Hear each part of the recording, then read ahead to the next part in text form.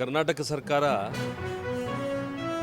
ಸಾಮಾಜಿಕ ಆರ್ಥಿಕ ಸಮೀಕ್ಷೆ ಹೆಸರಿನಲ್ಲಿ ಜಾತಿಗಣತಿಯನ್ನು ಮಾಡಲಿಕ್ಕೆ ಹೊರಟಿದೆ.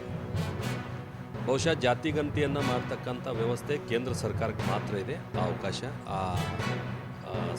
ಕಾನೂನು. ರಾಜ್ಯ ಸರ್ಕಾರಕ್ಕೆ ಅವಕಾಶ ಇಲ್ಲ. ಹೀಗಾಗಿ ಅವರು ಜಾತಿಗಣತಿ ಅನ್ನುವಂಥ ಹೆಸರನ್ನು ಎಲ್ಲೂ ಯೂಸ್ ಮಾಡ್ತಾ ಇಲ್ಲ. ಯೂಸ್ ಮಾಡ್ತಾ ಇರೋದೇನಂತಂದ್ರೆ ಸಾಮಾಜಿಕ ಆರ್ಥಿಕ ಸಮೀಕ್ಷೆ ಅಂತೇಳಿ ಮಾಡ್ತಾ ಇದ್ದಾರೆ. ಸಾಮಾಜಿಕ ಆರ್ಥಿಕ ಸಮೀಕ್ಷೆ ಮಾಡುವಲ್ಲಿ ಕೂಡ ಜನರನ್ನ ಯಾವ ರೀತಿ ದಿಶಾವೂಲು ಮಾಡ್ತಾ ಇದ್ದಾರೆ ಅಂತಂದ್ರೆ, ಒಂದು ನಮ್ಮ ಧರ್ಮ ಇರಬೇಕು, ಅದು ಯಾವುದೋ ಹಿಂದೂ ಇರಲಿ, ಇಸ್ಲಾಂ ಇರಲಿ, ಕ್ರೈಸ್ತ ಇರಲಿ, ಬೇರೆ ಬೇರೆ ಯಾವುದೇ ಧರ್ಮಗಳಿರಬೇಕು. ಅದಾದ ನಂತರ ಜಾತಿ ಇರಬೇಕು, ಉಪಜಾತಿ ಇರಬೇಕು. ಈಗ ಅನೇಕ ಉಪಜಾತಿಗಳಿಗೆ ಯಾವುದೇ ಕೋಡನ್ನು ಅವ್ರು ಕೊಟ್ಟಿಲ್ಲ. ಅದರ ಅರ್ಥ ಉಪಜಾತಿಯನ್ನು ಜಾತಿಯನ್ನಾಗಿ ಪರಿಗಣಿಸಿ ಈ ಲಿಂಗಾಯತ ಸಮುದಾಯವನ್ನು ಒಡಿಲಿಕ್ಕೆ ಭಾಳ ದೊಡ್ಡ ಷಡ್ಯಂತ್ರ ನಡೆದಿದೆ ಅಂತೇಳಿ ನಮಗಾದರೂ ಅನ್ನಿಸ್ತಾ ಇದೆ. ಹೀಗಾಗಿ ನಾನು ಮಾನ್ಯ ಮುಖ್ಯಮಂತ್ರಿಗಳಿಗೆ ಆಗ್ರಹ ಮಾಡ್ತೇನೆ, ಇಷ್ಟು ಆತುರಾತುರವಾಗಿ ತುರಾತುರಿಯಿಂದ ನೀವು ಮಾಡೋದ್ರಿಂದ ಇದು ಇನ್ನಷ್ಟು ಗೊಂದಲಕ್ಕೆ ಕಾರಣ ಆಗ್ತದೆ ಹೊರತು ಸಮಾಜವನ್ನು ಸರಿದಿಕ್ಕಿಗೆ ಒಯ್ಯಲಿಕ್ಕೆ ಸಾಧ್ಯ ಇಲ್ಲ. ಹೀಗಾಗಿ ಈ ಸಮೀಕ್ಷೆಯನ್ನು ತಾವು ಮುಂದೂಡೋದು ಭಾಳ ಒಳ್ಳೆಯದು. ಮತ್ತು ಕೇಂದ್ರ ಸರ್ಕಾರ ಘೋಷಣೆ ಮಾಡಿದೆ ಬರೋ ದಿನಗಳಲ್ಲಿ ನಾವು ಮಾಡ್ತೀವಿ ಅಂತ. ಅವ್ರು ಮಾಡಿದ ಮೇಲೆ ನೀವು ಮತ್ತೆ ಆರ್ಥಿಕ ಸಮೀಕ್ಷೆಯನ್ನು ಮಾಡೋರಂತೆ ಈಗ ತಕ್ಷಣಕ್ಕೆ ಅದನ್ನು ತಡೆ ಹಿಡಿಬೇಕಾದಂಥ ಅಗತ್ಯ ಇದೆ ಅನ್ನುವಂಥ ಒತ್ತಾಯವನ್ನು ನಾನು ಮಾಡ್ತೇನೆ.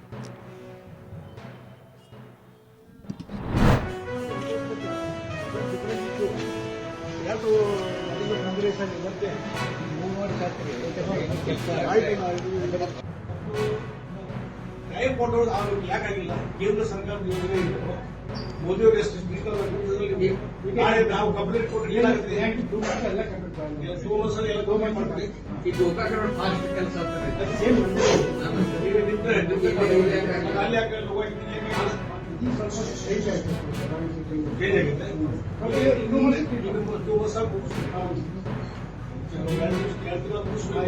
ಕ್ವಾಲಿಟಿ ಮೇಂಟೈನ್ ಮಾಡಬೇಕು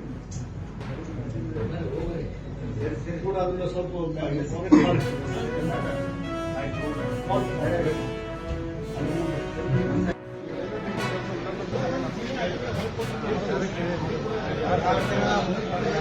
ಏನ್ ಮುಗಿಸ್ತಾರ ಇಲ್ಲಿ ಬಂದಾರ ದೂರ ಬಿಟ್ಕೊಂಡು ಹೋಗ್ಬೇಕು.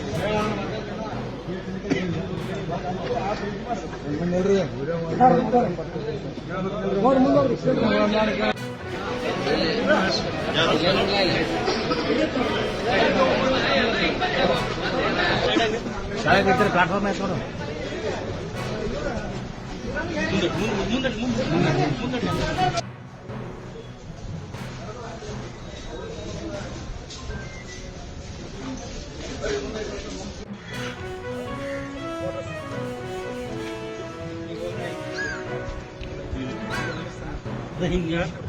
ದಯವಿಟ್ಟು ಅಂಗಡಿಗೆ ಸಂಬಂಧ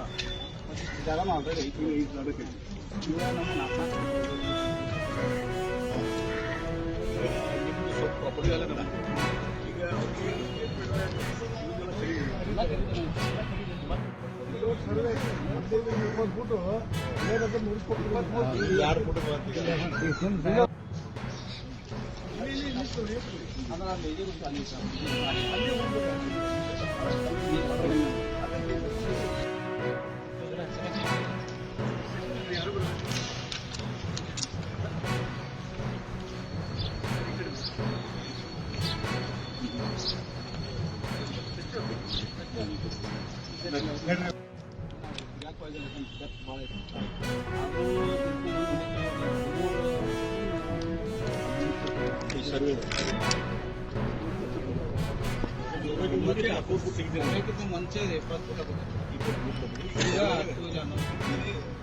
ಇಲ್ಲ